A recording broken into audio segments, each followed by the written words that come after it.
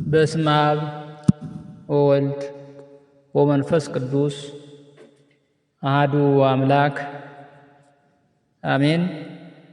የተወደዳችሁ የልዑል እግዚአብሔር ቤተሰቦች፣ የእናታችን የቅድስት ድንግል ማርያም የአስራት የቃል ኪዳን ልጆች፣ የመላእክት የሰማዕታት የደናግል የመነኮሳት የቅዱሳን አባቶቻችን እናቶቻችን ወዳጆች በወደደንና ባፈቀረን በልዑል እግዚአብሔር ፍጹም ሰላምታ ሰላም እላችኋለሁ። እንደምን ሰነበታችሁ?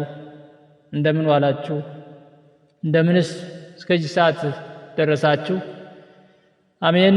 ልዑል እግዚአብሔር ይችን ዓመት ይችን ወራት እንዲሁም ይችን ቀን ባርኮ ቀድሶ እስከዚህ ሰዓት በሰላም በጤና ላደረሳችሁ ክብርና ምስጋና አምልኮትና ውዳሴ ለሱ ይሁን።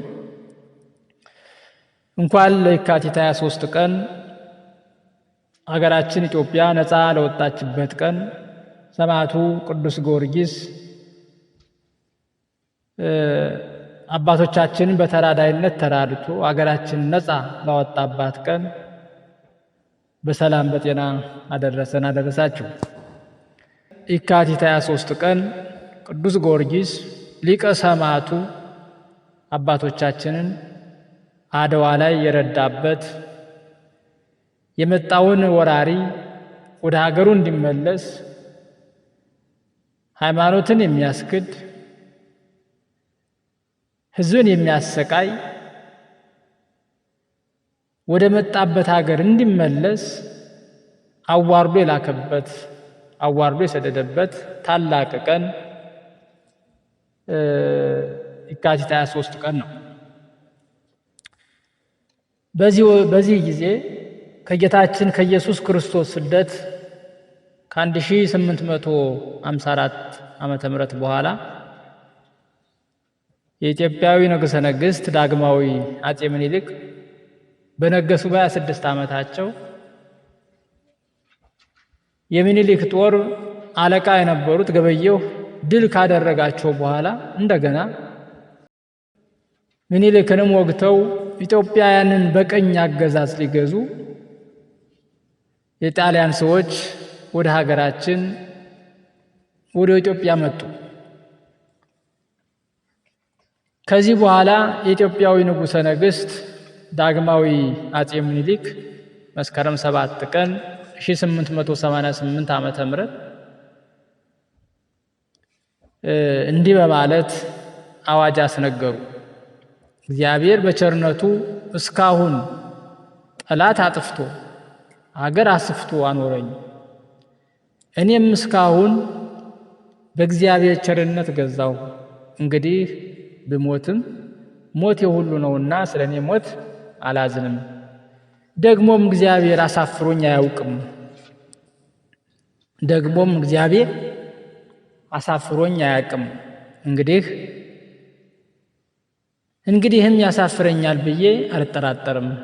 አሁንም ሀገር የሚያጠፋ ሃይማኖት የሚለውጥ ጠላት እግዚአብሔር የወሰነልንን የባህር በር አልፎ መጥቷልና እኔም የሀገሬን ከብት ማለቅ የሰውን መድከም አይቼ እስካሁን ዝም ብለው ደግሞም እያለፈ እንደ ፍልፍል መሬት ይቆፍር ጀመር። አሁን ግን በእግዚአብሔር ረዳትነት ሀገሬን አሳልፌ አልሰጥም። የሀገሬ ሰው ካሁን ቀደም የበደሉህ አይመስለኝም። አንተም እስካሁን አላስቀየምኸኝም። ስለዚህ ስንቅህን በአህያ አመልህን በጉያ ይዘህ ጉልበት ያለህ በጉልበትህ እርዳኝ፣ ጉልበት የሌለህ ደግሞ ለልጅህ ለሚስትህ ለሃይማኖትህ ስትል በሐዘን እርዳኝ። ወስልተህ የቀረህ ግን በኋላ ትጣላኛለህ፣ አልተውህም። ማርያምን በዚህ አማላጅ የለኝም። ዘመቻዬ በጥቅምት ነውና የሸዋ ሰው እስከ ጥቅምት እኩሌታ ድረስ ወረይሉ ከተህ ላገኝህ ብለው ንጉሠ ነገሥት አጼ ምኒልክ አዋጅ አስነገሩ። ዳግመኛም በፈረሶቻቸው መጣብር ላይ በጦራቸው አንደበት ላይ የመስቀል ምልክት እንዲያደርጉ ጭፍሮቹን አዘዛቸው።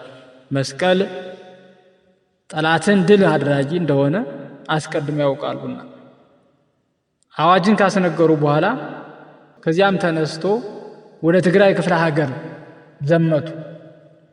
ከትግራይ አውራጃ አንዷ የምትሆነው አድዋ በምትባል ቦታ ላይ ደረሱ። የዳግማዊ አፄ ምኒልክ ሚስት እትዬ ጣይቱ በንጉሱ ትእዛዝ ታቦተ ጊዮርጊስን አስይዘው ከሊቀ ጳጳሱ ከአባ ማቴዎስ እንዲሁም ከቀሳውሱና ከመነኮሳቱ ጋር ሆነው ከንጉሱ ጋር ወደ ጦርነት ተጓዙ። በዚህም ጊዜ የአክሱም ጽዮን መነኮሳትና ካህናት አባቶች የእመቤታችንን ስዕል አድኖ ይዘው ወደ ንጉሱ ወደ ምኒልክ መጥተው ከሊቀ ጳጳሳቱ ከነ አቡነ ማቴዎስ ጋር ተቀላቅለው ከዚያም ሌሊቱን በሙሉ ጸሎተ ምህላ ሲያደርሱ አደሩ። ምንም ከማድረግ አይደለም ጦርነትን ያህል ትልቅ ነገር ይሁንና አንድ ሰው ስራ ከመጀመሩም በፊት ጥሩ ዓላማ ያለው ነገር ከመጀመራችን በፊት መጀመሪያ ጸሎት ይቀድማልና እግዚአብሔርን በምህላ ሲጠይቁ አደሩ። እግዚአብሔር እንዲረዳቸው፣ እግዚአብሔር ከፊት ለፊታቸው እንዲሆን እግዚአብሔርን ቀሳውስቱን ዲያቆናቱን ይዘው ጳጳሳቱን ይዘው ወደ እግዚአብሔር ጸሎት ሲያደርጉ አደሩ። ቅዳሜ ማታ ለእሑድ አጥቢያ የካቲት 22 ቀን ንጉሱ አፄ ምኒልክ የጦር ልብሳቸውን ለብሰው ከሰራዊቱ ጋር ወደ ጦር ግንባር ሄዱ። ከዚያም ከጣሊያን የጠላት ጦር ጋር ተገናኙ። ከሌሊቱ 11 ሰዓት ጦርነቱ ተጀመረ። የንጉሱ አፄ ምኒልክ ሚስት እቴጌ ጣይቱም ሌሊት በታቦት ቅዱስ ጊዮርጊስ እና በእመቤታችን ስዕል ፊት በጸሎትና በስግደት እያደረች ሲነጋ ደግሞ ወደ ጦርነቱ ቦታ በመሄድ እጅግ በሚያስደንቅ አነጋገር በጦርነቱ መካከል እየተገኘች ለንጉሱ ወታደሮች ሞራልና የማበረታታት ድጋፍ ተሰጣቸው ነበር። የንጉሱ ወታደሮች የንግስቲቱን የጀግንነት አነጋገር በሰሙ ጊዜ በእሳት ላይ እንደተጣደ ብረት ምጣድ ልባቸው ጋለ ይላል። ይልቁንም ላም እንዳየ አንበሳ ወይም የፍየል መንጋ እንዳየ ነብር እየተወረወሩ በጦርነት መካከል በመግባት የጠላትን ጦር በሰይፍ ይጨፈጭፉት ነበር። መጽሐፍ ሹመትን ሽልማትን ያየ አርበኛ ከጦርነት ከሰልፍ ወደ ኋላ አያፈገፍግም ብሎ እንደተናገረው በዚያም ጊዜ አፄ ምኒልክ በጦርነቱ መካከል ሳለ ሊቀ ጳጳሱ አባ ማቴዎስ እንዲሁም የአክሱም መነኮሳትና ሌሎች ካህናት በሙሉ ታቦተ ጊዮርጊስንና ስለ ማርያምን ይዘው ከንጉሱ በስተጀርባ በደጀንነት ቆመው ጸሎተ ምህላን ያደርሱ ነበር። ንግስቲቱም እቴጌ ጣይቱ በጸሎት ጊዜ በማለትም በሌሊትም ከነርሱ ጋር አትለይም። የጽዮን አገልጋዮችም በእግዚአብሔር የሕጉ ታቦት ፊት መለከት ይነፉ እንደነበር ይነገራል።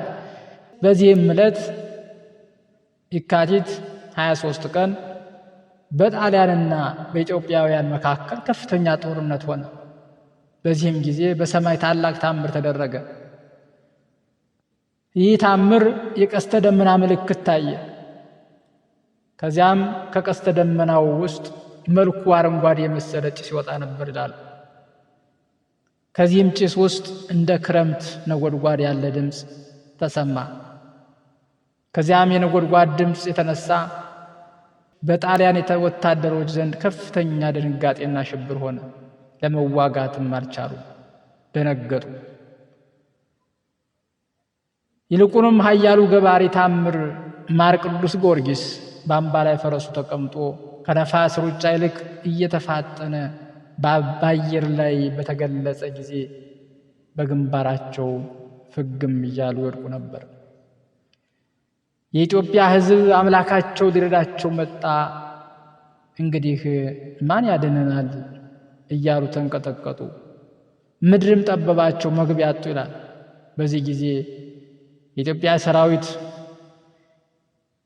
የጣሊያን የጦር ሰራዊት ፈጇቸው። የተረፉትንም ማረኳቸው፣ ፈጽመው እስኪያጠፏቸው ድረስ በጣሊያን ላይ በእግዚአብሔር ስልጣን የኢትዮጵያን እጅ እየበረታ ሄደ። ከዚያም በኋላ የኢትዮጵያ ንጉሠ ነገሥት አፄ ምኒልክ በእግዚአብሔር ኃይልና በታምራት አድራጊ በቅዱስ ጊዮርጊስ ተራዳይነት የጣሊያንን የጦር ሰራዊት ድል አድርገው የድል አክሊል ተቀዳጅተው ተመለሱ። ስለዚህ በዳዊት የምስጋና ቃል የድል ዘውድ ያቀዳጀኝን እግዚአብሔር ባለ ዘመኔ ሁሉ አመሰግነዋለሁ፣ ለፈጣሪዬ ዘምራለሁ አሉ። ሕዝቡም ሁሉ በክብር ከፍ ከፍ ያለ እግዚአብሔርን በፍጹም ምስጋና እናመሰግነዋለን፣ የጣሊያንን ኃይል ቀጥቅጦ አጥፍቶልናልና ሰረገሎቻቸውንም ሰባብሯልና ሰራዊቱንም ሁሉ በምድር ላይ በትኗልና እያሉ እግዚአብሔርን አመስግነዋል። በፈጣሪው በኢየሱስ ክርስቶስ ኃይል በጦርነቱ መካከል የረዳውን ቅዱስ ጊዮርጊስንም በፍጹም ማድነቅ አድንቀውታል። ጣሊያን የጦር ሰራዊት በኢትዮጵያውያን ፊት ተዋርደው ተሸንፈው ዳግመኛም በኢትዮጵያ ላይ ራሳቸውን ከፍ ከፍ ማድረግ አልቻሉም፣ ሞራል አጡ። በምኒልክም ዘመነ መንግስት ኢትዮጵያ ከጦርነት ለ40 ዓመታት ያህል አረፈች ይላል። በዚህ ምክንያት ኃያል ሀገር ተብላ ተመሰገነች። ኢትዮጵያ እጆቿን ወደ እግዚአብሔር ትዘረጋለች ተብሎ የተነገረላት አምላኳ አላሳፈራትምና የመጣውን የጦር ሰራዊት በእግዚአብሔር ረዳትነት በቅዱስ ጊዮርጊስ ተራዳይነት ከጣሊያን ወራሪ ጦር ነፃ ወጣለችና ኢትዮጵያዊ ንጉሠ ነገሥት ምኒልክ በአድዋ ጦርነት ከተመለሱ በኋላ የቅዱስ ጊዮርጊስን ውለታ ተራዳይነት ለማስታወስ በአዲስ አበባ በቅዱስ ጊዮርጊስ ስም ቤተክርስቲያን አስተርተዋል። ስሙንም ገነተ ጽጌ ብለው ይህንን ቅዱስ ቤተክርስቲያን ሰይመውታል። ቅዱስ ጊዮርጊስ በጦርነት ቦታ ሁሉ ይረዳቸው ነበርና የሰማዕቱ ቅዱስ ጊዮርጊስ አገራችንን ነፃ ያወጣልን የንጉሠ ነገሥት ለአፄ ምኒልክም ኃይልን፣ ብርታትን፣ ጥበብን፣ ዕውቀትን፣ ማስተዋልን የገለጸ እግዚአብሔር የእኛም ጥበቡን ማስተዋሉን ገልጾልን ከሰይጣን ፈተና ራሳችን ድል የምነሳበትን ዕውቀቱን፣ አእምሮውን፣ ጥበቡን፣ ማስተዋሉን፣ ብርታቱን ይሰጠን ዘንድ የእግዚአብሔር መልካም ፈቃድ ይሆንልን። ልመናው ክብሩ በእኛ ለዘላለም በእውነት ይደርብን። በረከቱ ከእኛ ጋር ትሁን። እኛንም በቅዱስ ጊዮርጊስ አማላጅነት ይማረን። የዛሬ ዓመት የዛሬ ወር በሰላም ያደርሰን ዘንድ ቅዱስ ፈቃድ ይሁንልን። አነሳስቶ ላስጀመረን አስጀምሮም ላስፈጸመን ለልዑል እግዚአብሔር ክብርና ምስጋና አምልኮትና ውዳሴ ለእሱ ይሁን። ገድለ ቅዱስ ጊዮርጊስ